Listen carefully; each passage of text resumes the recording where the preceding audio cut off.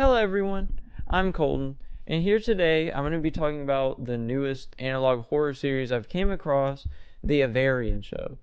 And you might not know about it just yet because it is a smaller series currently, but I do think that this is going to end up being a major kind of player in the analog horror field just from what I have digested so far, it is probably one of the best analog horror series I've seen in general, let alone in the past year or so, where honestly, it's been kind of weak. Even just in the YouTube horror genre, it's kind of been hard to find a series that's been worth watching. But this one really gripped me, and that's the reason why I wanted to make a video on it. If you haven't watched the videos yourself, I recommend going to their channel and watching the videos for yourself before coming into mine, since I'm going to be spoiling the whole thing and also just giving all of my ideas of what's going on. But I want to see what y'all come up with yourself. So honestly, in the comments, if you have watched it before you watch this video, go ahead and put what you feel like down there, what your ideas are, or just whenever you get something that comes up through this video, put something down there. So in this video, I'm going to be going over each video, giving my analysis of each one, and then at the end up wrapping up all of my theories and ideas that I've had throughout the video. But these videos take a while to make, so if you can, please support the channel by commenting, liking, and subscribing. And let's get into and let's get into the first entry of the Avarian Show. Immediately in our special guest, we get introduced to our host of this show, Mason. He claims that anyone who follows him can end up on the show and can get flown out for a photo shoot. It will be based around their interests, aesthetics, fandoms, etc., but then mixed with this kind of horror element, which this to me is already a wonderful setup for a series such as this. But let's continue. The first guest of the show ends up being someone named Arthur. He first talks about his interest, and we notice a couple glitches. The host then asks who they should do next, and the guest says Jason, and it says, "Jason, you're next." Ominous as hell, but alright. They then get to the photo shoot where Arthur looks like he's being strangled by wires. Is this real or fake? We're not too sure yet, as this does kind of fit the whole idea of the show. It already builds us this ominous atmosphere. We already kind of feel this distrust towards whatever is going on, as even just the text that appeared on the screen was really sinister. Vinka is already a longer entry. He establishes how it's a podcast, and then we get how it's a radio show, and then we get our first weird cut. We can see mentions of some kind of agreement or political outburst. And also we can see a mention of Zion from the Bible, but this will end up coming back later. There's this photo of an older woman as well, and then the show continues. The host really emphasizes how collaboration and finding out about people is the most key thing. They're really interested in knowing about us. We also get another cut. Kinda spooky, huh? We then meet the next guest, Vinka. She mentions something we heard in the last one as well. She doesn't know how she got here, and she also mentions that there's no help around. She goes on about her interest of antiques and selling them. The way he asks questions is definitely really odd. So tell me, what does a person with a goth aesthetic do in their spare time? It sounds really off for sure. He then receives a question through his phone. A nice, simple question and answer occurs, but we see a lot of quick frames that give us some mystery. The first one seems to say Home and Spot Edition, with some distortion. We then see some weird symbol that's green, but on top of that we see something that says the weather and talks about prices. We can then see the text, the game, maple leaves, and then some scrambled text. The only thing I could unscramble it to is Canfield, but I don't think that's what it is. I'm not too sure. We then see a cut to Vinka where she's surrounded by pink and it turns red saying chamber alarm on. She then starts asking the right questions.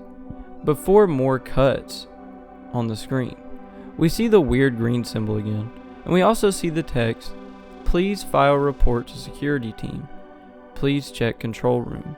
And it cuts again saying, "Chamber exit not found." She then starts hearing this loud noise she even comments on. And believe me, we'll be hearing a lot more about that noise. And we see the text, "Chamber indent IP is missing." Before this interaction, Vinka, I don't hear anything. Vinka, I don't hear anything. You're right. I'm being silly. clearly Mason knows something is up, but she kind of reboots. It's very strange, but we kind of need more info before commenting on it. They then talk about how she used to do biohazard cleanup, and Mason then says, "The viewers want to know, what's your favorite piece of clothing in your collection?" And we see this cut of what seems to be some face overlaid on the screen. Vinka starts breaking up again, and we see Axton, Bond. We then see chamber is currently not operating in correct form. Please see technician. This all comes around while she wonders where they are again. Her face becomes distorted, and we cut back to them laughing like nothing even happened. We then see the photos of her peering through a frame with a night helmet on. So that entry was a lot for sure, but we started getting some pieces. Clearly our suspicions have merit because this show and its host are not what they seem at all. As Mason emphasized, they want to find out about you. And so since they want to find out about us so much, it kind of makes it seem like based on who you are maybe, or like what's going on with you, somehow it is important to their initiative. Vinka is kept from revealing the truth multiple times, and every time she starts to question things, we see these errors occurring with some kind of chamber. We don't know how this exactly fits yet, but it gives us some key ideas to think about. And with that, we can continue to the next entry. Our next entry is onboarding program. Its description says employee onboarding outdated for mandatory alarms. The alarms have been mentioned, but clearly this will be some kind of employee training video, hopefully explaining what exactly is going on with it. It says this initial session can only be viewed on this device, and the next one will have to be viewed on another. This guide is one of 3 and has been recorded by some people who funded the project, and the rest were finalized by just one. Just one? What happened to the rest? We then see the quick text, "Where am I?" It seems people keep forgetting where they are. We see where it says someone named Matthew Henderson is deceased, and we then start being told we are taking some sort of practice test where we must respond to audio cues saying what they are. If the recording is picked up, we hear a good ding, but if it doesn't, we get a bad ding. But also we can start seeing the overlay of another interview we already saw a flash of. We then start the test. It says it will be 4 or 3 questions. The first ends up being a decontamination, which by the way, I guessed all of these correctly, so goated I guess. But it's interesting the first is that, considering the last person mentioned working in that field. The second question ended up being a corporate inspection alarm. Variant Communications is definitely going to be an analog horror corporation we're going to have to deal with. The third one comes on and has a slight error, but it said it's a hazardous spill. We then get the cut to Vinka asking about the alarm as we hear an unlisted alarm number. It says error media not found for all of the answers, but clearly the top one on the last one was a cognitive breach, which I think is showing us the top one going away, that it might be for that. Though then we have this sequence play out together as one, and who's the face? Just overall very strange, but clearly this company is trying not to take blame for something while also covering up the actual phenomenon. TV guide is next, with the description saying, the Zion TV channel guide is one of the easiest guides to access, to control, when trying to find your evening show. Which I've already mentioned, the Zion quote we saw earlier, and the city's name is Zion. We hear about these devastating acts in the city, and we then see the screen of someone hacking into files as they look for a specific file, which it claims is unrelated, and is labeled as ridiculous, before we get the phone call audio. It's someone named Eden Marie and Gabriel Grain. They're a husband and wife. Gabriel discusses getting fired from his job as a chemist, while his wife bolsters him back up by talking about how he isn't some mindless zombie and those people just treated him bad. Though she ends up seeing a job application on TV for lead chemist. It just so happens to be for Variant Communications, the same one we've heard mentioned. He hangs up, but then we see Mason with another guest on the show who mentions Gabriel being gone. He was a good pal of mine. We lost him a few years ago. Oh, I'm sorry. It's all right. Did you do it? Did I do what? Never mind. So now we have some new characters to keep our eyes out for. A good question to ponder is what exactly would have happened to Gabriel at this point. I know we don't really have a lot of information to go off on, but clearly he worked for this Variant Communications company, and maybe we'll see in the future that a lot of these people that go deal with this initiative or end up finding out what's going on at Variant, they don't really get to get out of Variant. This short one is just a trailer, so there isn't too much. It's called the Avarian Show trailer, literally. But the description says this isn't just a podcast, it's much worse. And we have been talking about the Avarian Show with cuts to the host. But what I want you to keep in mind with, it mentions two names, Janine Caldwell and David. And these names will definitely not come up later. But once it cuts to the host, there's also a frame that says something about a chamber malfunction and critical failure. And then you see something where it says no longer connected to. It then says the stuff on the show, such as the host Mason, which is then followed by it cutting out. The trailer clearly emphasizes the nature of the show's oddities. It attracts us, the viewers, in, which obviously is from a channel perspective, but also in a way it makes sense for the series itself, as they really try to pull in more viewers so that they can pull more people into this circumstance. Michael is the next video. The description says, I'm super glad Mike was on board and we had 0 interruptions today, just the way I like it. It immediately starts with a Sergeant Matthews talking to dispatch. They seem to have found a body before it cuts to Michael coming in from the closet per usual. We then hear Mason ask this question. Did you find the studio okay? Oh, yeah, what do you mean? I beat you here, but Janine was real sweet and let me in. So it seems he actually met the assistant director listed, but Mason is taken aback by this. He's astonished at him meeting her and them having no problem coming in, and says to himself, She had a key card, swiped it. Maybe I'm getting better at this. He then talks to Michael about how he does tattoos before we get a quick frame of it saying, chamber malfunction, critical failure. He starts noticing an alert clearly before we see the text, my hands forgot how to be hands. I can stabilize this. As well as seismic activity warning. It goes back to normal, but we have an off-putting moment where Michael says his friend Nick passed and asks, did you do it? It is kind of a short glitch for the moment. Mason then starts coughing as the programming glitches out a few times and we see the text, I can be more. It goes back to normal for a moment before we see the glitching again, and Michael's face looks like the past distorted faces we've seen, and Mason's coughing gets worse. He coughs up an orange liquid before they start talking about taking the photos, and he hacks up again. But then we get the photo shoot. In this episode, clearly the call at the beginning most likely has to do with someone that's related to all that's going on. And considering the same distortion starts appearing when the next guy is brought up in the interview, it must possibly be related. But also, I have a larger theory that I'm going to get to later.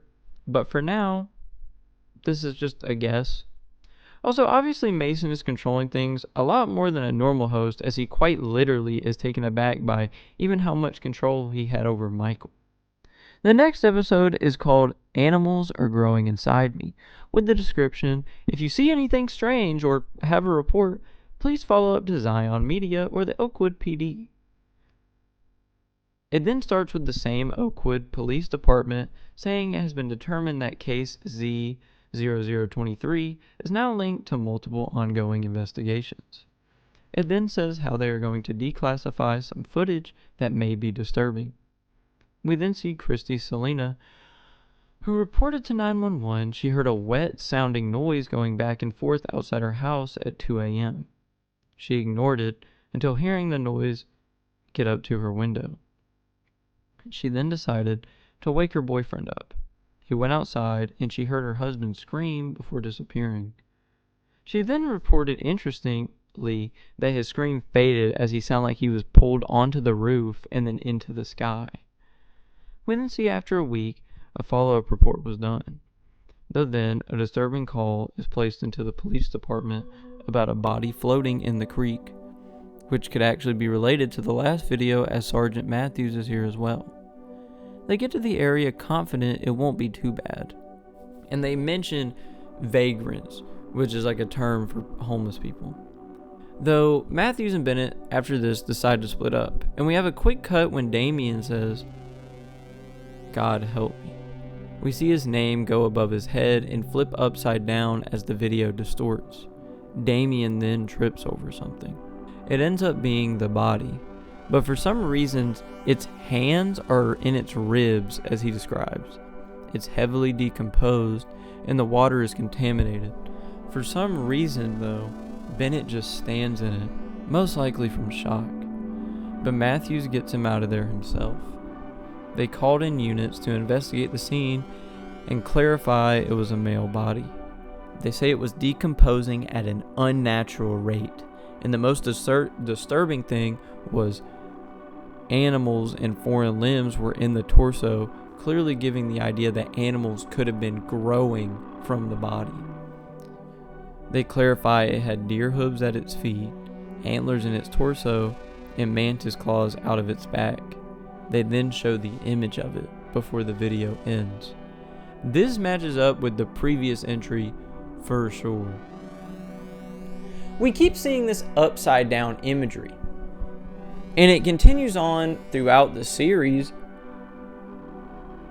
throughout the whole series to this point, and even later on. Characters that go missing or die tend to have these moments where it'll cut and show them, or it'll show something representing them flipped upside down, which I feel like in a way could also be connected to how people end up going up, right? Like when they go missing, they get referenced to be rising in the air. And to me, maybe they get flipped upside down, rise in the air, and then bam, they end up wherever they're at. It's a very weird kind of thing going on. It's a piece of imagery that, like I said, you see to this point and you'll see all the way through the videos that we currently have.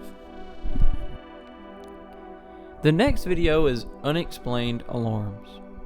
The description says, at 2 a.m., Butch W. received a notification that an alarm was going off at the laboratory. How long? No one knows for sure. As the video starts up, we see variant communication lines. It has this automated message where we see the different extensions of people you can connect to. The only one for the extension the user chooses is Axton B. Axton B, where did we hear that before? And Butch W ends up being the one talking to him. Butch says an alarm went off at the lab and Axton is just now seeing it. Axton is then told he has to go and check out what's wrong. We then see this screen of someone accessing the Zion network. And we then see this interaction between Danny Z and Gina Briggs. She wants to talk to President Zion, and Danny tries to push her away. But once she says she has information for Zion, he calls down to Danny to let her in. She talks to Zion about how there was some seismic and frequency problems at a desert region that are worrying. We already heard about the seismic and frequency problems. But Zion keeps pushing this idea that the team Gina works for should not be worried. It's really weird, but I guess it's some initiative. But in the past, they had some frequencies and seismic activity they dealt with in the city, but now it's moved to the desert, which they don't have control over. But President Zion kind of complains about this, talking about Adrian James Carter, who seems to be, like I said, someone giving him problems. And then we cut to the Avarian Show with Mason right after this. But when we get to the place they are normally live at, Mason and someone named Hannah are both gone, as this person looks around for them in the lab with the alarm going off. Maybe it could be related to the seismic and alarm stuff going on, I don't know, but maybe. It's a random person we don't know, but then we randomly see Arthur, where did you go? Would you remember Arthur was the person in the first entry? As he continues looking around, we then see two quick frames where it says, "My eyes are missing, help us," and "I can't find the exit," followed by Morse code that says, "David is with us." Before the security runs, which, by the way, I'm proud of that Morse code thing. Oh my god, put it in a Morse code translator. Before the security runs away and leaves, before the person here runs away and leaves as he gets scared off. I feel like the whole group we talked about at the beginning has to be attached to the story with Gina. This initiative isn't meant to be scared of the stuff going on around the city of Zion, but clearly these people are real humans with emotion. These people are beings with real emotion. As for who David is, we don't know who he actually is, but we do know he's the person who keeps the radio show from being explicit, so that's cool. And currently, he's missing. But we need to keep watching to find out more. Whistleblower is one of the last two entries we have up to this point.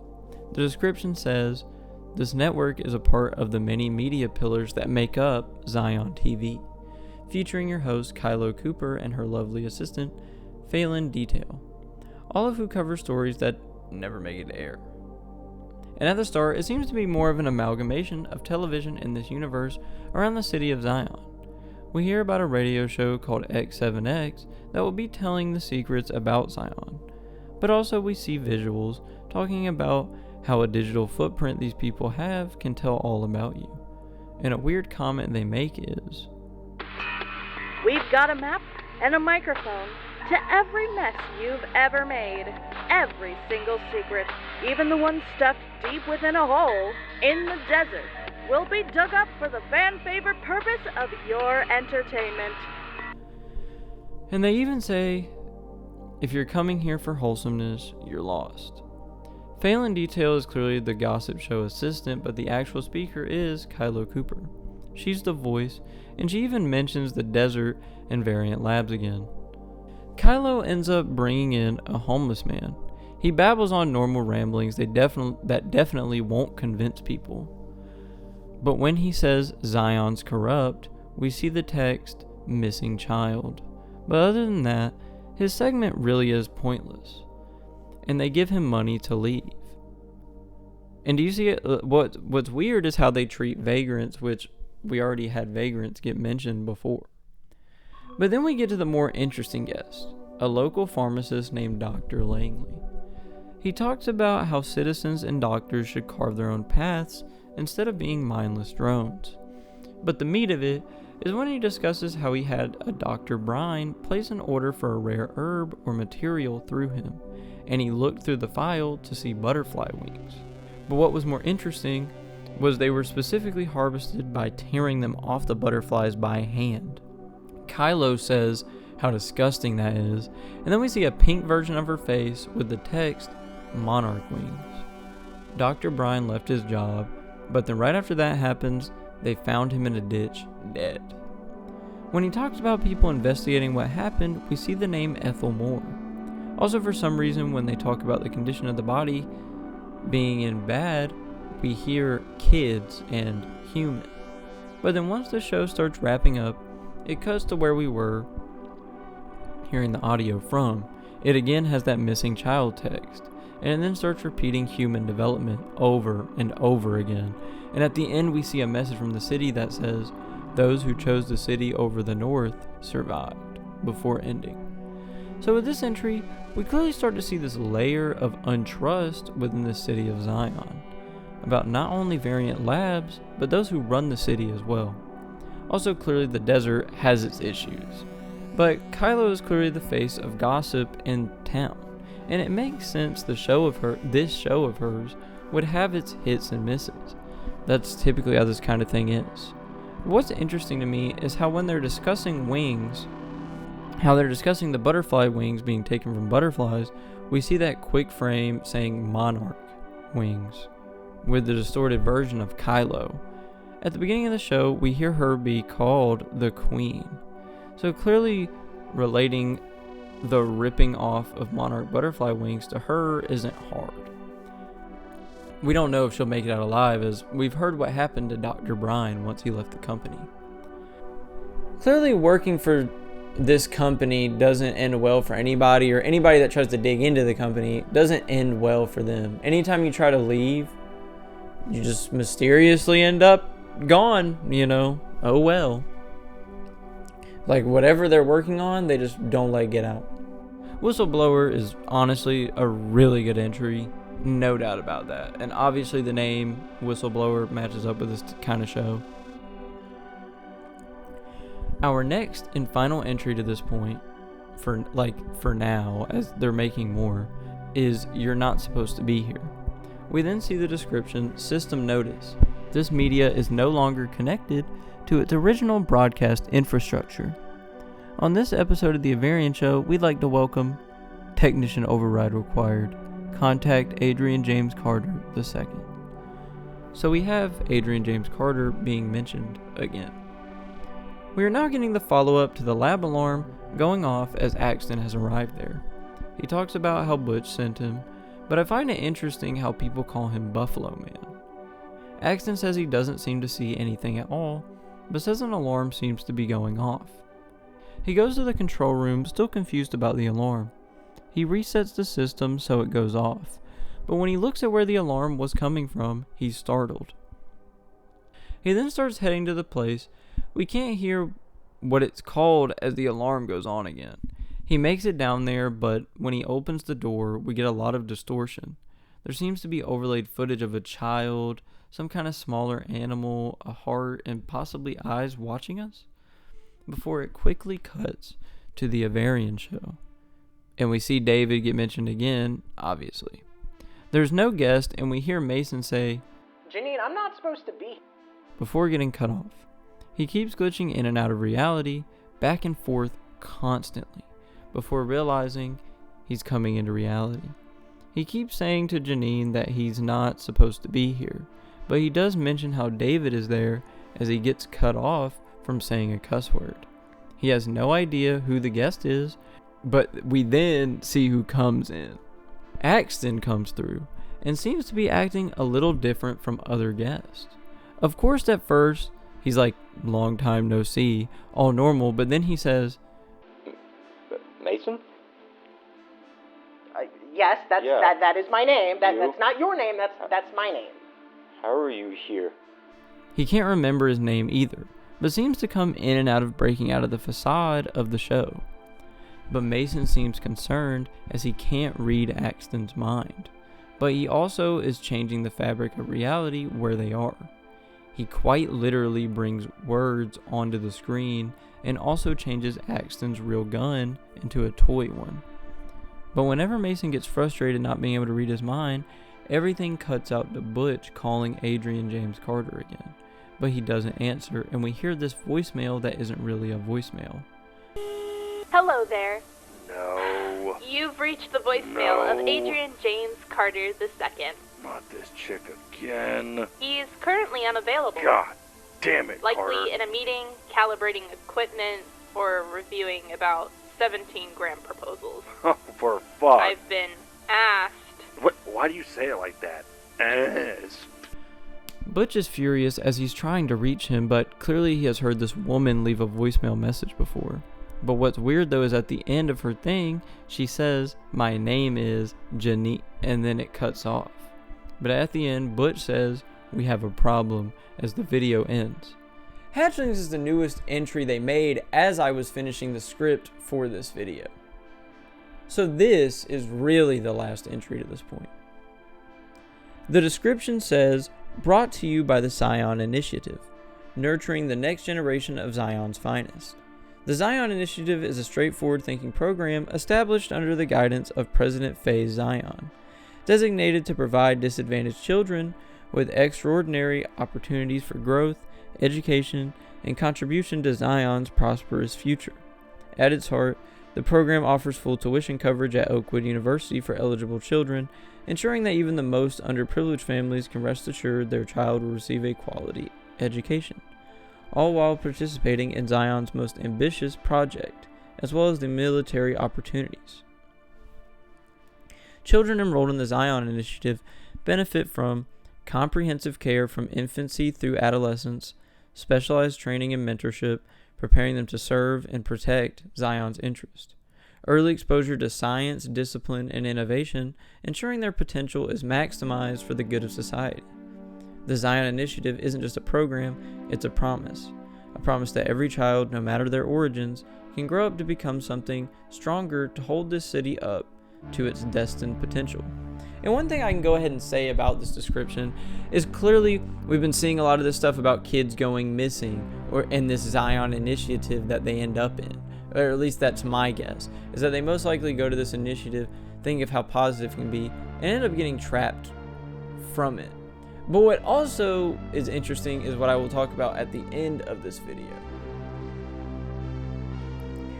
It starts off saying the Zion Initiative presents the chicken or the egg, which definitely goes back to my ideas of weird evolutionary methods being found, but also in the last entry there was small glitches of chicks.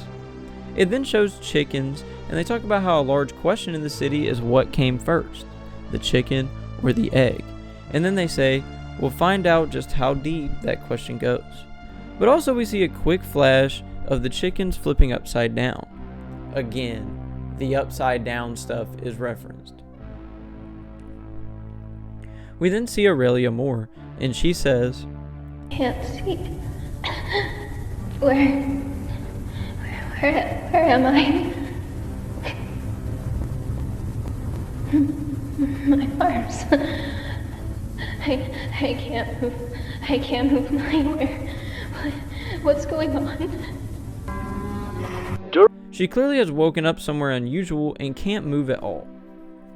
That's when we start getting more chicken embryo imagery overlaid on her, which clearly is relating her to this chicken embryo in some way. We also see the text John 11, which is the story of Lazarus, a close friend of Jesus who dies and his sister mourns with Jesus. But then Jesus ends up resurrecting him from death. It's really interesting how that is placed here. In the video, it then cuts back to the chicken embryo saying how it can't move, which clearly is just like our friend Aurelia. We also see Ethel Moore is there as well. They both are lost here, and Aurelia says she was just in the kitchen and just remembers seeing her father before the video comes back talking about chickens having these paternal figures. And we then see a "Have you seen this girl?" which calls back to all of the missing children references before. She was 19, and it even says to contact Sergeant Matthews, who I imagine has a lot on his plate at this point, considering they just found a body with animals growing inside of it, and this whole case is just getting bigger. So, not really good for him. What's really interesting, though, is we see these numbers of :43 and :44. If you attach these to John 11, you get when Jesus raises Lazarus from the dead and the scene after. Clearly this father figure could really just be who is creating these animal-human hybrids.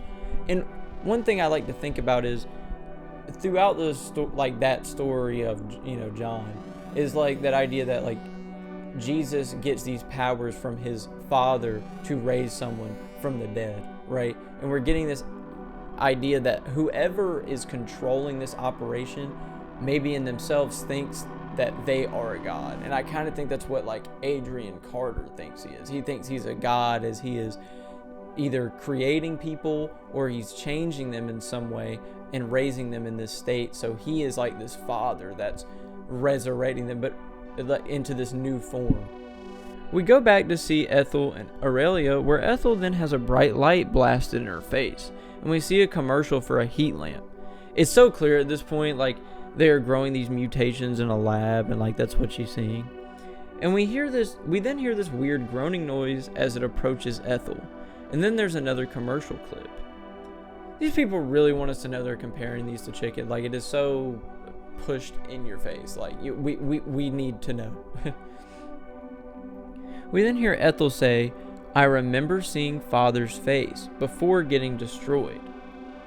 Which, again, Aurelia also said that she remembers seeing her father's face, and then things just changed. After that, disturbing development, it cuts back to the Avarion Show. He's interviewing a girl, and it then has a quick frame of text that says, "We are of same," and then it puts blood in its place. And then it says, "I've been searching for you." And it has these creepy images over it. It then says, "The Thrall." Wait, something's wrong. Someone named Ellie then says they're rising out of the floor. We then cut back to Ethel and Aurelia, where Ethel literally hatches out of an egg and deteriorates. This pretty much confirms to us this whole idea of animal-human hybrids, and maybe the Avarion Show is in some way what they partially experience like while in this state. I'm not 100%, but maybe it's some kind of like Matrix thing, but instead of powering, this big thing, like alien thing, instead of that, it's like, they're creating these like soldiers for the city kind of thing. It then cuts to someone accessing Zion files and ending up on a text log talking about how Carter has to worry about David White's last location being his lab. It quickly moves on to Kylo Cooper's show, with her talking to an ex-Variant Labs employee. They discuss these fires. He discusses how there was a previous CEO named Patrick Adams before Adrian Carter. Back when Patrick Adams ran the lab, he led the scientists and everyone actually liked him. But clearly, he is the antithesis of a James Carter. The name when he ran it was called Variation Tech, and they wanted to break down the walls of current machinery. But when you look and see it, it has like asterisks around it, so we don't know exactly what that could mean. Though Patrick Adams eventually died from an accident. This accident had him in a machine that no one helped him turn off, and eventually it killed him. And above the machine there was a catwalk with Adrian James Carter there. Clearly it's implied Adrian must have had something to do with Patrick falling in it, or may have been the one that directly shoved him in there. And Adrian must have known he would have a chance to take his job. We then get a short segment at the end where Adrian's father talks to a German man about being hired onto Phase, which clearly is this person it possibly could be related to Phase Zion. And what we notice is he's talking to Adrian Carter's father, like I said, but his son wants to be a scientist. So clearly, the person related to this German person could end up being the Zion President Zion we know about, and the person related to Adrian James Carter is clearly his son. Both people that would end up going off against each other in the future. So now, let's get to my theories. So firstly, I'm going to start with the show. The Avarian Show clearly seems to be like this radio show, podcast kind of thing. And it tears the fabric of reality. When guests go on it, they don't return. Or at least that's all we know. But interestingly enough, the entire show is consolidated into a chamber in a massive lab called Variant Communications, which is also connected to the city of Zion. The Avarian Show seems to be a way for the company to gather information about humans and what they engage in.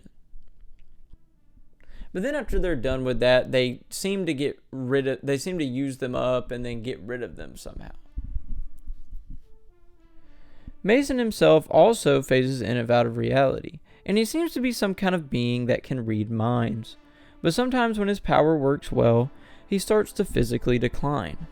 It's like he can brainwash most people to a certain extent, but if he uses his powers too well, he ends up kind of deteriorating and falling apart. Kind of like some, power you do once and then you can't do it again kind of thing. He clearly isn't some normal human, but maybe at some point he was. It's interesting how Axton acts like he knows him. But the point of the show itself seems to be that gathering information aspect, but then most likely making experiments out of people who end up there, which brings me to my next theory. It seems variant communications are creating these human-animal hybrids, and the last entry, hatchlings, makes that even more obvious. Sometimes they're successful, and other times nowhere near, but most don't seem to be able to function correctly, like Janine, Mason, or the one that got found in the river. Even Ethel, in a way, it looks like she kind of just falls apart after she comes out. Butch even gets called Buffalo Man, which could be a joke or taken literally. Though if he was, he seems to be one of the few successful people created. And we hear about the animals growing inside of the dead body, so it's clear this is an experiment they are engaging in. Also, the tearing of butterfly wings to not be put in medicine doesn't really give me hope. Not to mention the missing children around the city. And it clearly seems that Variant Communications is taking the children and other people to experiment on, and that's where they're going. And maybe that's what that whole initiative is set up to be. It's set up to be some wondrous great thing, when in reality, it's just a way to kind of capture kids who need, support. It's a way to get them, and all of a sudden, bam, they're missing. And we see that a lot in the hatchlings entry. That is clearly emphasized that is a big way that they create these human-animal hybrids they're working on. Definitely the most confusing thing to me is if Butch and Gina are on the same team that's meant to not be fearful. Either way, Variant Communications creates these groups. Next is that while Zion is covering for Variant Communications, there are many signs that each entity does not get along. President Zion and Adrian James Carter don't get along well. James Carter, for example, created a team for the city of Zion, but it isn't too successful. Also, I believe Variant Communications isn't under the city of Zion's jurisdiction, but they're just right next to it, and they kind of just allow it to run. The city of Zion is kind of like this shill for the organization. A short theory I have is for the alarms, which are clearly more of a way to control everyone in the lab. It sets in these strict set of rules and guidelines to prevent disaster, and clearly the alarm related to the radio show is the most scary. We even hear it during multiple episodes, especially the second with Vinka. Also, the photo shoots at the end of episodes, to me, are clearly some way to lure more people into wanting to be in the program. It sets out bait for the next guest to go after, but also it shows more of the reality bending aspect of the show. Next is, what exactly is in the desert? President Zion seems to know they must have moved something there from the city. Maybe some beast they got rid of or evil being they moved is kind of my guess. Or maybe it's where the people that they develop from like these creations, when they don't work out, maybe that's where they go. It keeps coming up, even with Kylo referencing the secrets buried deep in the desert. The city and Variant have covered up something. My two ideas are it's something that we haven't seen yet, or it's Mason's show itself, as it is quite literally a contained reality bending phenomenon. It seems goofy, but whatever is controlling the entire show could be what was gotten rid of long ago. Or again, it could be who ends up being placed in this reality bending show that's really what's deep down in the desert is all the people they've experimented on. Or maybe it's the creature that they feed the people to, which was that groaning noise with Ethel. But what was interesting with her was it wasn't like she died. She ended up still being alive after, which kind of adds a hitch in that theory, but that's kind of an idea that I have. But clearly, whatever it is contained in the desert under the lab, and the city of Zion has seemed to not heard about it in years. But then Gina saw where data revealed it seemed to come back before the alarm went off, and Axton had to go there to check it. To me, this must mean either Mason or what is actually creating the reality there is the big secret. But clearly something is more sinister about it, rather than it just being some goofy radio show. Overall, the Avarian Show is a really fun, scary analog horror series. It adds in so many elements from what makes analog horror so special. It wasn't gimmicky, and it really has been well put together so far. It has a lot of mystery left, and I cannot wait for what's about to happen during the rest of the series. Again, if you haven't, please watch the series yourself. They deserve all the credit and support. If you enjoyed this video or want to see more deep dives, please like, comment, and subscribe. I've been Colton. Thank you for watching, and as always, stay safe